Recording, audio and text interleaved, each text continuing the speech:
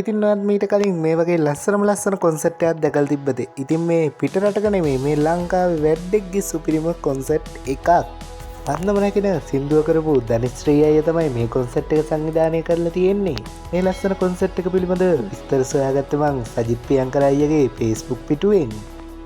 ඉතින් මේ වගේ ලොකු කොන්සර්ට් එකක් ලංකාවේ තිබ්බ කියන්නේ අපේ රටක් කොච්චර ආඩම්බරයක්ද? netu dahan bidenaran salul and liyatawara madhuyata අද වෙච්ච කොටයත් කෙලින් කරනවා ඕගොල්ලෝ කවදාවත් දැකලා නැහැ නේද? ඉතින් බලන්නකෝ මේ අද වෙච්ච කොටේ මේ අන්තය ඇතුළත් දැම්මම කෙලින් වෙලා එළියට එන ආකාරය.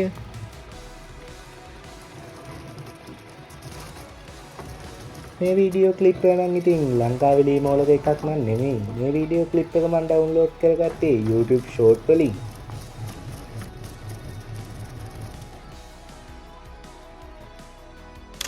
අපි හැමෝගේම ආසම කෑමක් නේ ඉතින් තක්කාලි සෝස් කියන්නේ. තක්කාලි සෝස් කාලා තිබ්බට දැකලා තිබ්බේ නෑ නේද මේව හැදුන හැටි? මේ තියෙන්නේ තක්කාලි සෝස් කර්මාන්ත ශාලාවක තක්කාලි සෝස් නිෂ්පාදනය කරන ආකාරයයි. ඉතින් මේ සෝස් නිෂ්පාදනය සඳහා මිනිස් ශ්‍රමය මෙන්ම යන්ත්‍ර ශ්‍රමයද භාවිතා කරනවා.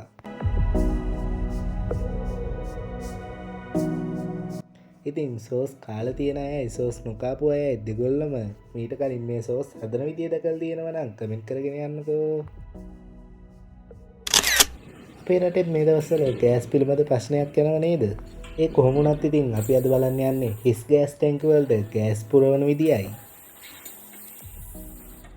මේ හිස් ගෑස් ටැංකිය බෙල්ට් එකක් ආධාරයෙන් ගෑස් පුරවන මැෂින් වෙත ළඟා කරනවා නේද? එහෙම ළඟා කරගත්තු ගෑස් ටැංක වලට මැෂින් වලින් ගෑස් පුරවල ඉවර වෙලා ඒ ගෑස් ටැංක වල නියමිත බර ප්‍රමාණය තිබේද කියලා බලලා තමයි මේගොල්ලෝ මේ ප්‍රොඩක්ෂන් එක වෙළඳ පොළට නිකුත් කරනවා කියන්නේ.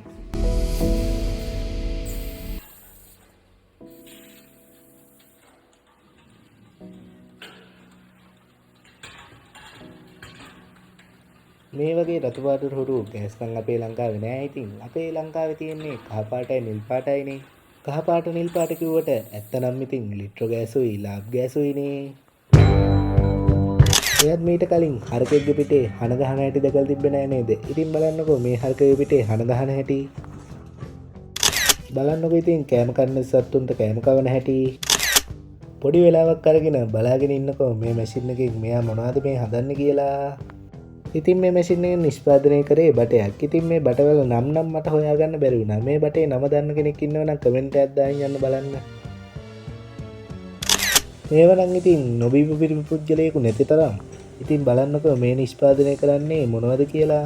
මේ නිෂ්පාදනය කරන්නේ වයින්. ඉතින් වයින් මැෂින් එක දිගේ ඇවිල්ලා බෝතල් වලට පිරෙන හැටි තමයි මේ වීඩියෝ එකෙන් පේන්නේ.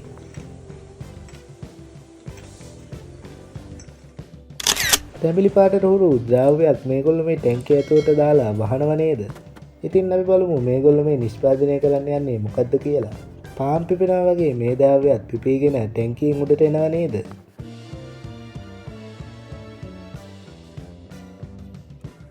ඉතින් ඔවුන් මේ පිම්බිච්ච ද්‍රව්‍ය ටැංකියෙන් ඉවතට අරගෙන ඔවුන්ගේ ප්‍රමිතියට අනුකූලව මේක හැදලා තියෙද කියලා බලනවා. ඊට පස්සේ කෑලි කැපෙන මැෂින් තුලින් මේවා කෑලි වලට වෙන් කරගන්නවා.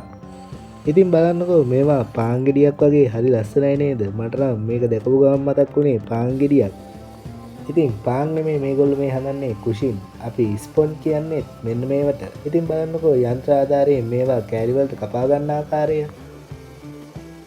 ඉතින් ඔයත් මීට කලින් මේ වගේ දේවල් දැකලා නැත්නම් දාන්න බලන්න ලයික් එකක් වීඩියෝ එකට.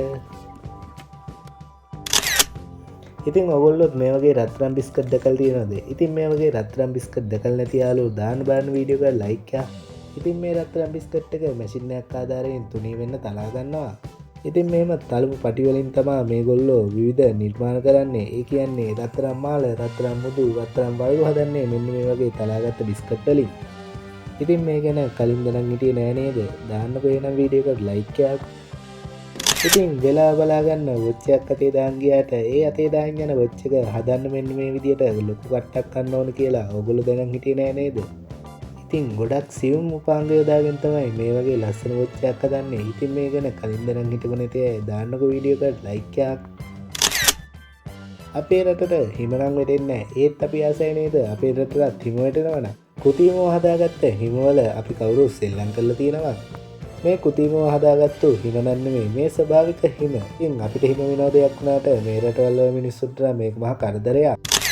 ලොකු පොඩි හැමෝම ආසයින් ඉතින් චීස් ගන්න. චීස් කෑවට චීස් හැදෙන හැටි දැකලා නැහැ නේද? මෙන්න මේ විදිහට තමයි ෆැක්ටරි වල චීස් නිෂ්පාදනය සිදු කරන්නේ. ඉතින් යන්ත්‍ර භාවිතය හා මිනිස් ශ්‍රමය භාවිතයෙන් තමයි මේ ෆැක්ටරි වල මේ චීස් ඇදීමේ කර්තව්‍ය සිදු කරන්නේ. ඉතින් මේ පොඩි කැමරාව රුපියල් ලක්ෂ 5කට වඩා මිල අධිකයි කිව්වම ඔයත් විශ්වාස කරනවද? මෙම කැමරාව ලක්ෂ 5කට වඩා මිල අධික වෙන්නේ මෙම කැමරාවෙන් කීපය නිෂ්පාදනය කරලා තියෙන්නේ. මේකත් 1900 ගණන් වල කැමරාවක්. ඉතින් ලොකු පොඩි හැමෝම කිට්කැට් කාල් තියෙනවනේ. කිට්කැට් කාල් තිබ්බට කිට්කැට් හැදෙන විදිය දැකලා නැහැ නේද? මේ තියෙන්නේ කිට්කැට් ෆැක්ටරි එක කිට්කැට් හැදෙන විදිය. මෙන්න මේ කිට්කැට් හදන්න මිනිස් ශ්‍රමය භාවිතා වෙනවා. ඉතාම අඩුයි. යන්ත්‍ර ශ්‍රමය තමයි මේ සදා වැඩි වශයෙන් භාවිතා වන්නේ. ඉතින් ඔයත් මීට කලින් කිට්කැට් කාල් තියෙනවද? දාන්න බලන්න කමෙන්ට් එකක්. ලෝකයේ ලොකු මොඩල් ඔසුවට විදුලි සැර වදින විදිය තමයි මේ වීඩියෝ එකේ තියෙන්නේ. ඉතින් මේ ක්ලොක් ටවර් එක පිටල් තියෙන්නේ සෞදි අරාබියාවල. ඉතින් ලොකු නලයක ඇන තද කරන විදිය බලන්නකෝ. ඔයාලත් ගෙදර ඇති කරන පූසකෙත් නියපොතු වෙවිලද? ඉතින් මෙන්න මේක මේ try කරලා බලන්නකෝ හරියනවද කියලා. ඉතින් මේක ආතල් නේද? ඉතින් මේගොල්ලෝ සීට් කොලේ උඩට අරන් යන්න භාවිතා කරපු ටෙක්නික් එක බලන්නකෝ. ඉතින් බීච් නොකියපු කෙනෙක් නැති තරම් බීච් වල තියෙන මෙන්න මේ වගේ ටින් කෑලි එකතු කරලා මෙයා මොකද්ද කරන්න යන්නේ කියලා බලන්නකෝ. මැෂින් එකකට දාලා ඒ ටින් කෑලි තලා ගන්නව නේද? එහෙම තලාගත්තු ටින් කෑලි මෙයා රත් කරන උඩුනකට දමා රත් කර ගන්නවා. ඉතින් හොඳින් රත් කර උණු කරගත්තම මේ වගේ ද්‍රව්‍යයක් ලැබෙනවා. ඔහු මේ ද්‍රව්‍ය කෝප්පයකට වක් කරනවා. ඉතින් බලන්නකෝ මෙයා ලස්සන කෝප්පයක් නිර්මාණය කරගන්න විදිය. ඉතින් ඔයත් මේ වගේ වැඩක් try කරලා බලන්න. මට අපේ පොඩි කාලේ මතක් වුණා. ඉතින් අපිත් නාන්න හොරු වුණාම මෙන්න මේ වගේ තමයි අපේ අම්මත් අපිව අතුල් වල නාවන්නේ. ඒ කොහොම වුණත් මේ වඳුරු අම්මත් මේ වඳුරු පැටියව නාවනවා. ඉතින් නාවනකොට හොඳට අතුල් වල නාවන විදියක් තමයි මට පේන්නේ. ඒ වුණාට මේ වඳුරු පැටියට නම් රිදෙනවා. ඒත් මම හරියටම දන්නේ නැහැ මේ වඳුරු පැටියගේ මවමද මේ කියලා. මොකද මම මේක හොයාගත්තේ YouTube short වල තිබිලමයි. ඉතින් බලන්නකෝ නාලි වුණා වඳුරු පැටිය ඉන්න ලස්සන